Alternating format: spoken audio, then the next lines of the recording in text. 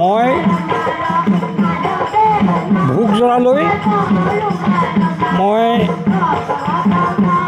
শতকোটি প্ৰণিপাত জনাইছোঁ বুলি ক'ব পাৰি। আৰু ভোগজৰাই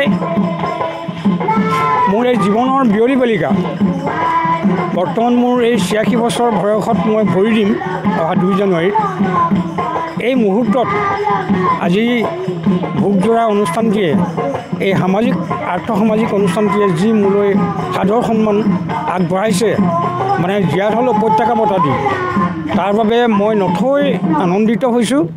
আৰু ইয়াৰ বাবে মই মোৰ প্ৰভু ভগৱন্ত আৰু মানে আমাৰ সহস্ৰজনৰ ওচৰত মই মানে প্ৰণিপাত জনাইছোঁ। আমাৰ প্ৰগ্ৰামটো যথেষ্ট ভাল হৈছে, কাৰণ আমি 2 বছৰ ধৰি ক'ভিড পৰিস্থিতিৰ কাৰণে অধ্যয়ন উৎসৱ পাতিব পৰা নাছিলোঁ, কিন্তু এতিয়া 2 বছৰৰ মূৰত পাৰিছোঁ, ভাল লাগিছে আমাৰ। ইতিমধ্যে আমাৰ 3টা বাৰ আমি পাতিছোঁ, 3বাৰ পাতিছোঁ।